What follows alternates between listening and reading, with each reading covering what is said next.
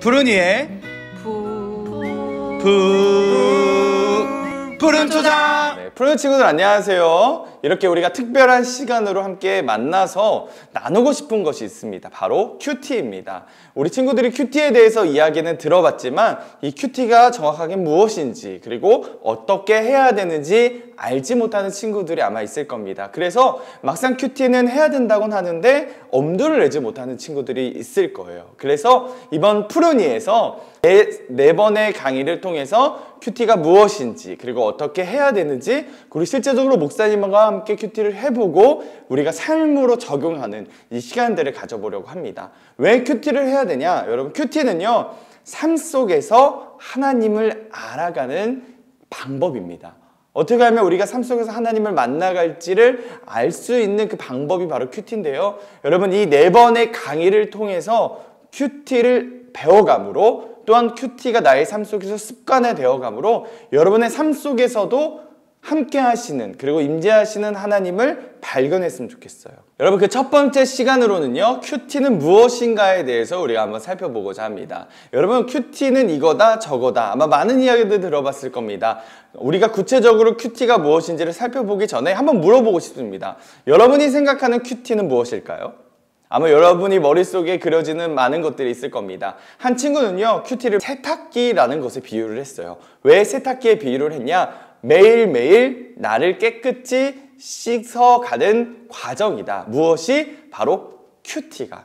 우리 푸른이 친구들도 큐티는 뭐뭐이다 라고 한번 정의를 스스로 한번 내려봤으면 좋겠어요. 정답은 없습니다. 왜냐? 여러분이 큐티를 하면서 느껴지는 그것이 바로 정답이기 때문에. 여러분, 큐티는요 quiet time이라고 합니다. 그런데 이 큐티 quiet time을 우리가 약자로만 큐티 라고 하는데요, 이 큐티는요 여러분 퀵 타임이 아니에요.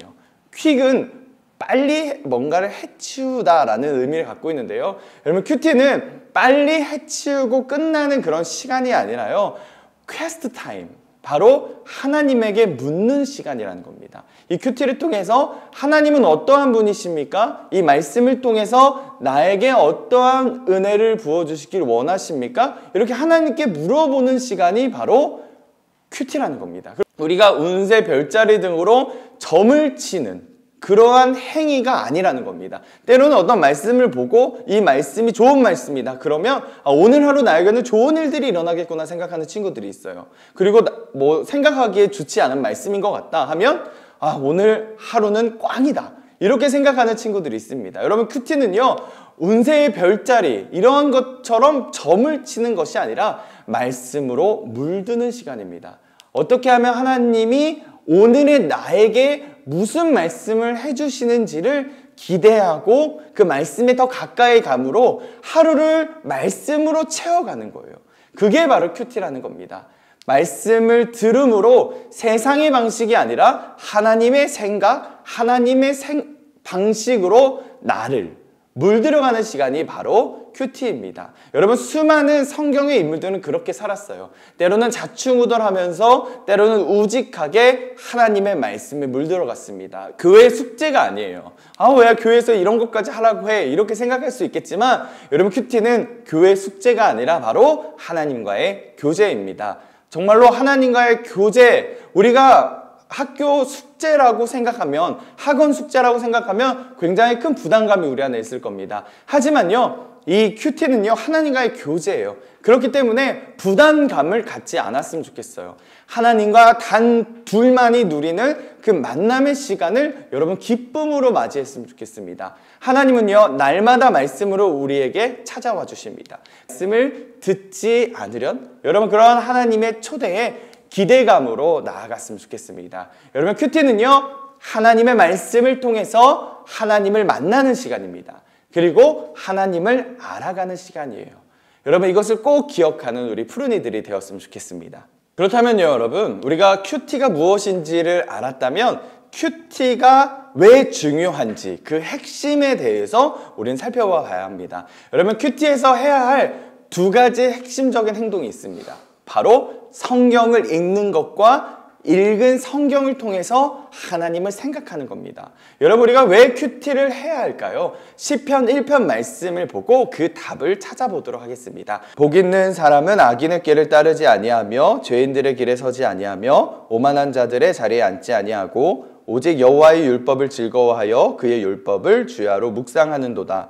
그는 시냇가에 심은 나무가 철을 따라 열매를 맺으며 그 잎사귀가 마르지 아니함 같으니 그가 하는 모든 일이 다 형통하리로다.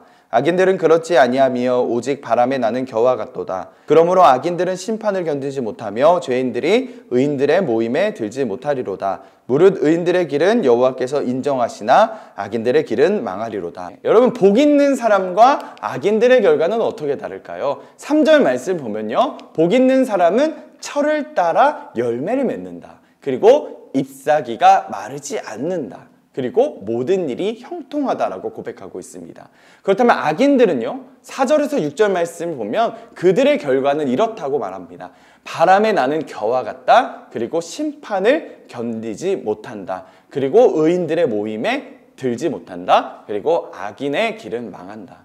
여러분, 이처럼 복 있는 사람들과 악인들의 결과가 다른 이유는 무엇일까요? 첫 번째 이유는요, 복 있는 사람이 결코 하지 않는 것들이 있기 때문입니다. 여러분, 복 있는 사람이 하지 않는 것은 무엇일까요? 바로 악인들의 꾀를 따르지 않는다는 거예요. 그리고 두 번째는 죄인들의 길에 서지 않습니다. 그리고 오만한 자들의 자리에 앉지 않습니다. 이것이 바로 복 있는 사람이 하지 않는 행동들을 바로 1절에서 소개하고 있습니다. 그렇다면 왜 이 사람들, 왜 복 있는 사람들이 이와 같은 일들을 절대로 하지 않을까요? 왜냐하면 복 있는 사람들이 열심히 하는 것들이 있습니다. 바로 2절 말씀 보면요, 복 있는 사람들이 무엇을 열심히 하냐면 여호와의 율법을 즐거워하고 여호와의 율법을 주야로 묵상합니다. 여러분, 복 있는 사람은요, 하나님의 말씀을 읽고 묵상하기 때문에 악인들이 가득한 세상에서 무엇을 해야 할지, 무엇을 하지 말아야 할지 분별하며 살아갈 수 있습니다. 그렇기 때문에 여러분, 우리가 묵상을 해야 하는 이유는 뭐냐? 악인들, 우리가 세상에 살아가면서 악인들의 꾀를 따르지 않고 죄인의 길에 서지 않고 오만한 자들의 자리에 앉지 않기 위해서 우리는 열심히 말씀을 읽음으로 우리가 어떻게 살아가야 되는지, 하나님의 자녀로서 어떠한 삶을 나아가야 되는지를 그 율법, 그 말씀을 묵상함으로 우리가 알 수 있다는 겁니다. 이것이 바로 우리가 큐티를 해야 하는 이유가 분명하게 소개되고 있습니다. 그렇기 때문에 시편 1편 말씀은요, 우리 푸른이들이 꼭 기억했으면 좋겠어요. 왜냐? 내가 왜 큐티를 해야 할까요? 하나님, 내가 왜 이 말씀을 묵상해야 될까요? 여러분이 그 안에 궁금증이 온다면 오늘 말씀을 꼭 기억함으로 말미암아 하나님의 말씀을 통해서 내가 나아가야 될 길을 발견하게 되는구나.